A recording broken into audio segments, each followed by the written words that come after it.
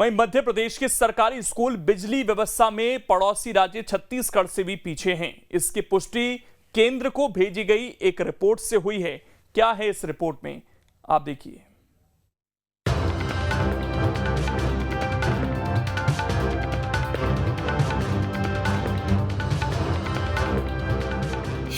स्कूलों में बिजली व्यवस्था में पिछड़ा मध्य प्रदेश, पड़ोसी राज्यों से भी खराब है स्थिति। सरकारी स्कूलों में जब बिजली ही नहीं होगी तो बच्चे पढ़ेंगे कैसे और कैसे होगी स्मार्ट क्लास? ये सवाल इसलिए है क्योंकि शिक्षा मंत्रालय को जो रिपोर्ट भेजी गई है उसमें ये बात सामने आई है कि स्कूलों में बिजली के मामले में मध्य प्रदेश कई राज्यों से पीछे है। दरअसल केंद्र सरकार की मांग पर राज्य की ओर से जो डाटा दिया गया है उसी में इसकी पुष्टि हुई है। रिपोर्ट के मुताबिक प्रदेश में 92,000 सरकारी स्कूल हैं। इनमें से 33,000 स्कूलों में बिजली नहीं है। लाइट, पंखे और स्मार्ट क्लास में दिक्कत हो रही है। शिक्षकों के टैबलेट और आईसीटी लैब नहीं चल पा रहे हैं। इससे बच्चों को गुणवत्तापूर्ण शिक्षा नहीं मिल पा रही है। आलम यह है कि स्कूलों में बिजली व्यवस्था में मध्य प्रदेश, बिहार, छत्तीसगढ़ और यूपी से भी पीछे है। अब मध्य प्रदेश के अंदर शिक्षा कि हमारे जो स्कूल हैं, बिजली की बात तो आपने बहुत अच्छी कही और ठीक कही और बहुत सुंदर कही, लेकिन स्कूलों की हालत क्या है? बर्बर हालत में है। वहाँ पर मास्टर को बैठने के लिए कुर्सी का चौखट है, बीच की सराई नहीं है, उस पर बैठता है मास्टर। तमाम जगह पे बच्चे स्कूल के अंदर नहीं, बाहर इमली के पेड़ के नीचे स्कूल में पढ़ते हैं, क्योंकि अंदर बैठने की जगह नहीं है। पंखा का सवाल ही नहीं है, बिजली का सवाल ही नहीं है।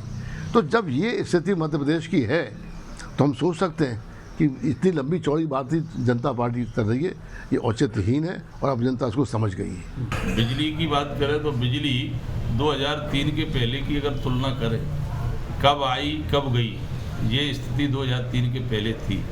आज बिजली के क्षेत्र में भी मध्य प्रदेश में सर्वाधिक उत्पादन अगर बिजली का शुरू हुआ तो भारतीय जनता पार्टी की सरकार में हुआ।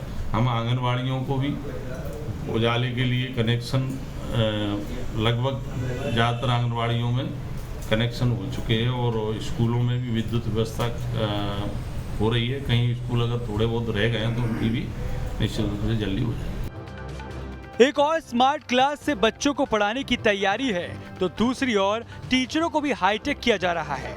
लेकिन सवाल है कि जब स्कूलों में बिजली ही नहीं रहेगी तो ऐसी तैयारी और ऐसी कोशिशों का क्या फायदा होगा?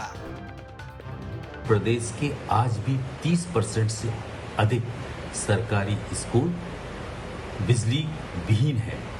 क्या बिजली के बगैर इन सब चीजों को फुलफिल किया जा सकता है? मेरा कहने का तात्पर्य यह है कि मध्य प्रदेश शासन प्रदेश की मुख्य आवश्यकता, जिसे आगे ले जाने के लिए महत्वपूर्ण माना जाता है, प्राइमरी एजुकेशन, उसको उस स्तर पर फोकस ही नहीं कर रही है। पहला कारण। दूसरा, प्रदेश में जब बिजली संकट आम लोगों को या इंडस्ट्री को, एग्रीकल्चर को नहीं है तो ये स्कूलों को, सभी को बिजली कैसे दे पाएंगे?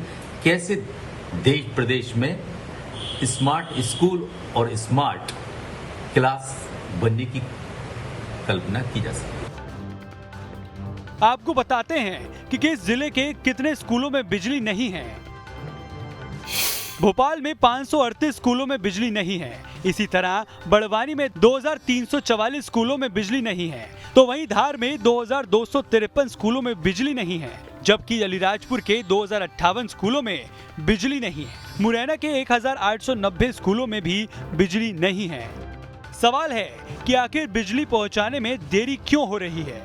तो बताया जा रहा है कि कई स्कूल दुर्गम इलाकों में हैं। पहाड़ी इलाकों में लाइन ले जाने में दिक्कत हो रही है। कई स्कूलों का समायोजन हो रहा है। वैसे स्कूलों में सिर्फ बिजली की कमी ही नहीं है, बल्कि दूसरी सुविधाओं की भी कमी है। 1498 स्कूलों में क्लासरूम की कमी है। 3127 स्कूलों में छात्रों के लिए शौचालय नहीं है। 3498 स्कूलों में शौचालय चालू हैं। 2022 स्कूलों में छात्राओं के लिए शौचालय नहीं है। 34,553 में हैंड वॉश की सुविधा नहीं है। कई स्कूलों में लैब तक नहीं है। मतलब ये कि स्कूलों में कई स्तरों पर काम करने की जरूरत है। सरकारी स्कूलों की हाल बदहाल आजकल से नहीं है, बल्कि सालों से ऐसी ही तस्वीरें देखी जा रही हैं। शिक्षक नहीं है तो भवन बने हैं, भवन है तो शिक्षक नहीं है। बिजली की बात तो बहुत दूर रही, यहाँ पढ़ने के साधन और संसाधन भी नहीं है। हालांकि प्रदेश सरकार ये दावा कर रही है कि सीएम राइजिंग स्कूलों में छात्रों की पढ़ाई से संबंधित सभी साधन और संसाधन अब आधुनिक मिलेंगे तो छात्रों की पढ़ाई भी ठीक से हो सकेगी। लेकिन सवाल ये है कि आज़ादी के इतने दशकों बाद भी प्रदेश के स्कूलों में बिजली की व्यवस्था ठीक से क्यों नहीं हो पा रही। Vinod Sharma, news state.